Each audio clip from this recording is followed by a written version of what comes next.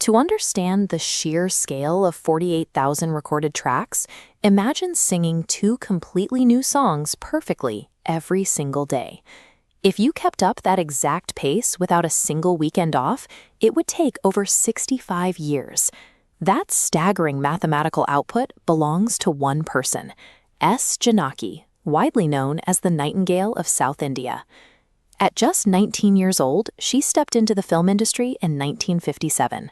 By the end of that exact same year, she had already recorded tracks in 6 different languages.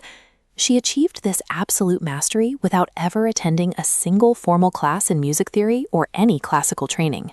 In her 20s, she packed her bags and moved to the bustling streets of early Chennai to work as a singer at AVM Studios.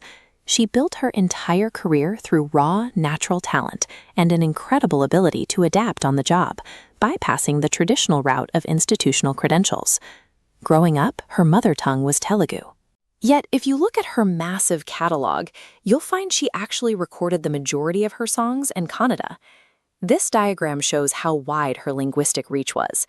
Starting from Telugu at the center, massive branches stretch into Kannada and Malayalam.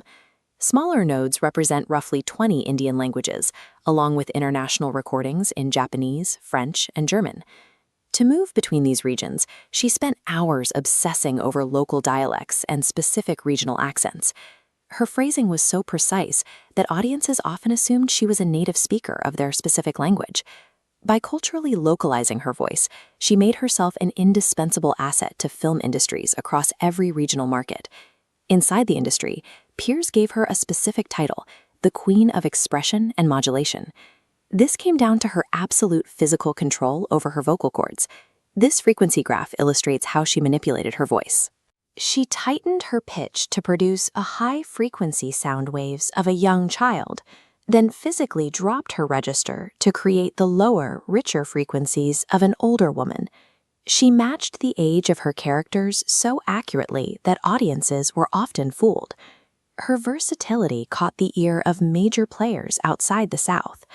When the famous composer Bappi Lahiri heard her sing a Tamil track, he was so impressed he personally recruited her for his Hindi films. Once in Bollywood, she began recording massive duets alongside national stars of the highest caliber, including the legendary Kishore Kumar. Back south, she became the foundational voice for titans like Ilayaraja and remained in high demand decades later, recording massive hits with A.R. Rahman.